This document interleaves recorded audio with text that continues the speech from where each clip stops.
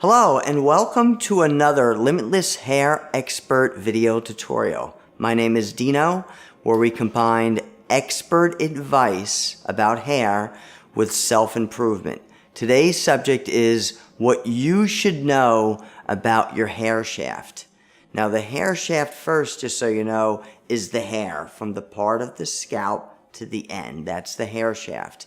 I want to approach this differently. I want to give you different information that you can't find anywhere else or on the internet. I want to approach this very differently that you'll find very interesting and very educational.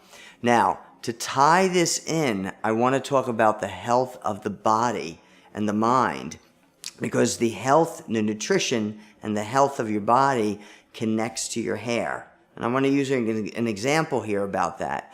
When you go to a nutritionalist, the nutritionalist will take a sample of your hair to determine the nutrition or lack of in reference to your body. And the reason why is because the hair is the last spot that receives the nutrition.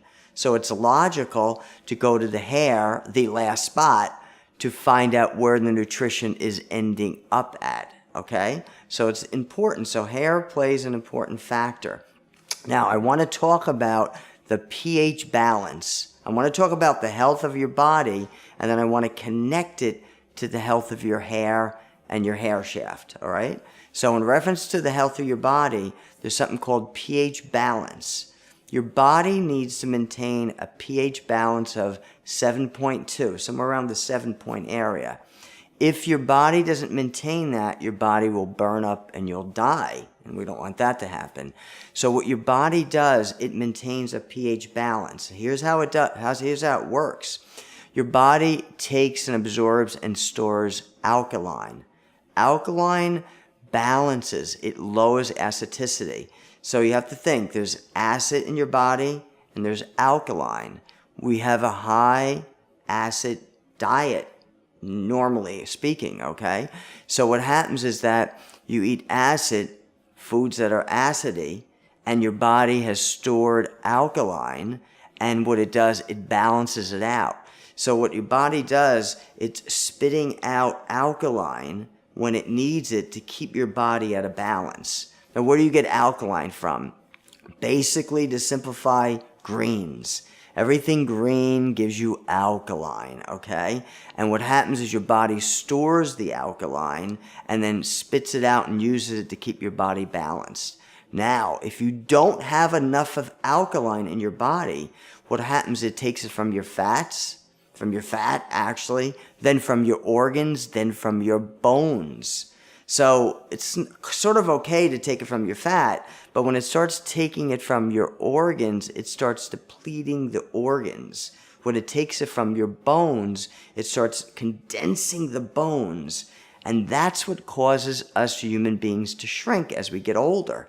So I don't know if everyone knows, but as you get older, you tend to shrink. Somewhere around 40 years old or older, you tend to shrink. And the reason for that is because of alkaline, because the body's taking alkaline from fat, then organs, then bones, and it's condensing the bones and causing you to shrink, all right?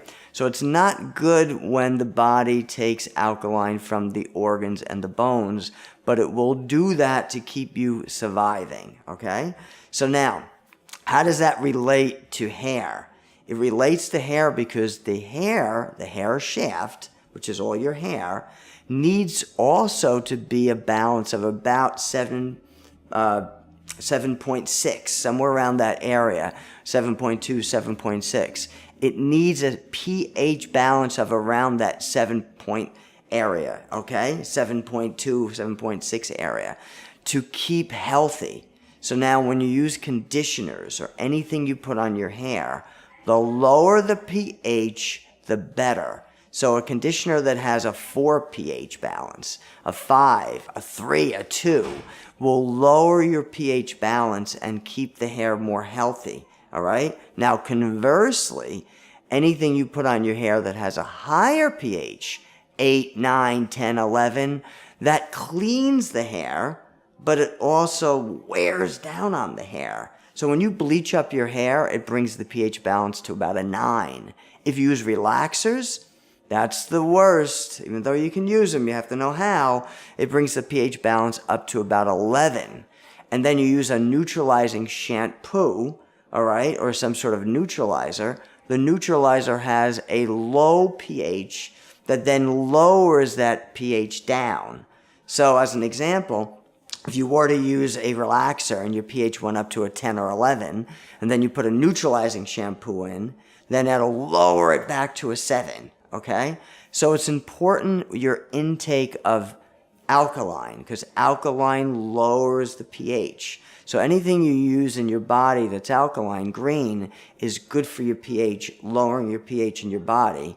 And anything you use on your hair, if you use anything green actually on your hair, it's actually good because it lowers the pH. Or look for pH on any label of any shampoo or conditioner. A lot of times they don't give it to you, but when they do, they're usually proud of it because it's usually a lower pH. And what that does, it closes the cuticle of the hair. And just so everybody understands something here, right here, this is the hair, and the outer portion of the hair here is the cuticle layer. Then there's the cortex, and then there's something called a medulla. That's what the hair is constructed of, the hair shaft itself. And when you put low pH, something with low pH, it closes the cuticle, seals it, makes it smoother and easier to deal with, okay? So please keep that in mind. There's always a connection between health of your body and health of your hair, all right? So now our quote for today is, "The fragrance of the rose lingers on the hand that cast it." That's by William Shakespeare. And that has great meaning. And the reason why I bring up these quotes is because I bring up the definition behind them because they have great significance. And what does that mean? All right? It means whatever you cast out has an effect on yourself more than it does what you're casting out to. So as an example, when it says the fragrance of the rose lingers on the hand that has cast it, okay, what that means is that when you cast out a compliment, all right, it helps the person you're casting it out to, but also helps yourself. Conversely, if you're casting out an insult, or you're even thinking of negative things, it hurts you, the person who's casting it, more than who you're delivering it to. So please keep that in mind. Now for our next Limitless Hair Expert video, it'll be how do you determine price versus value when adding hair? And you're going to find this subject very interesting because I want people to follow a specific principles to follow in reference to if they're shopping for some sort of way of adding hair. And you're trying to determine, is this valuable enough? Is this worth the price? So it's an interesting subject, so I'll see you soon on that. Thank you.